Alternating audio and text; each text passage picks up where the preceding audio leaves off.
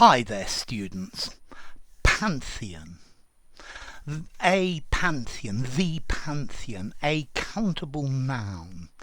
Okay, nowadays we use the pantheon to talk about the small group of people who are the most famous in their particular area. Yeah, they are the most admired within their particular activity. So, I don't know, I guess Pele and Messi would belong to the pantheon of football. Yeah, maybe the pantheon of cricket for Lara and Sobers and Botham, for example, the most famous people. The pantheon of British prime ministers. I don't know, Gladstone, Disraeli, Thatcher, Ted Heath, Harold Wilson. Okay, so these are the most important people, the leading figures in something. I think I'm going to jump here to the origin of the word. It comes from ancient Greek pan and all, and theon, the gods. So all of the gods. And okay, that's why we have this metaphorical meaning today.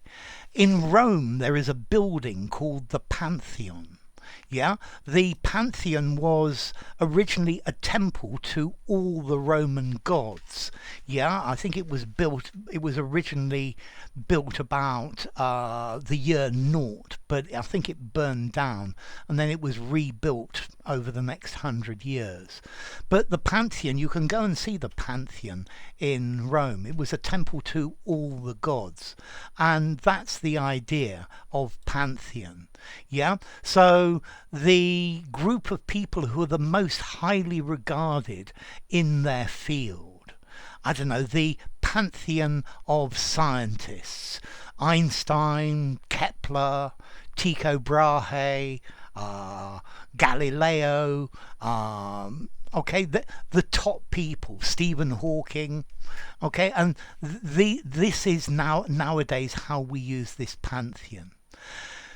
You can also use the word pantheon meaning a public building that commemorates the dead heroes of a nation.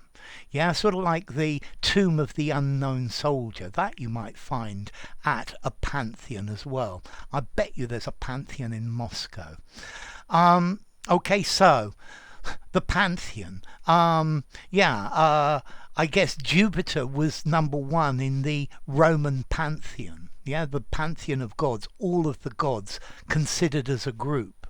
But nowadays we're using it to talk about the leading people. So I don't know, the pantheon of writers. Who would go in this? Maybe Jane Austen, maybe, I don't know, Charles Dickens, maybe John Steinbeck. I don't know, it would be probably up to you. That's maybe rather subjective. Yeah, so the group of important people, the group of the major leading figures, yeah, particularly for famous important people, the all-time greats, the Hall of Fame, if you like. Yeah, so yeah, if I'm lucky, I'll end up in the pantheon of English teachers. I doubt it very much. Yeah, Krishna is the one of the pantheon of Hindu gods. Yeah, the pantheon of human rights leaders. Maybe definitely. Martin Luther King would be a member of that pantheon. Yeah, or maybe, I don't know, the pantheon of the Communist Party. Stalin, Marx, Lenin. I'm sure not some of the later leaders, though. Okay, so the pantheon. Let's see. a temple to all the gods. You can go and see the Pantheon in Rome. It still exists. It's a beautiful building. And then the Pantheon, normally because there's only one group. The most important people in a certain field, yeah?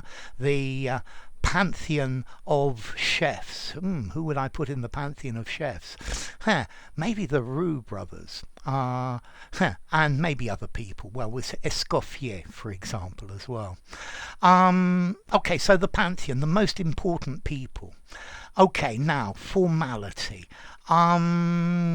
This sounds a little bit literary. I wouldn't use it in an informal conversation. I think I'd probably give it a 7. Maybe a 7.5. You could just about use it in a semi-formal conversation. A great word for your exam essays, okay? And as I said, from Greek, pan, all, theon, the gods, all of the gods together. And that's the idea. So, enough. If you enjoyed the video, give it a rating, subscribe to my channel, and I'll see you soon. Bye for now. Pantheon.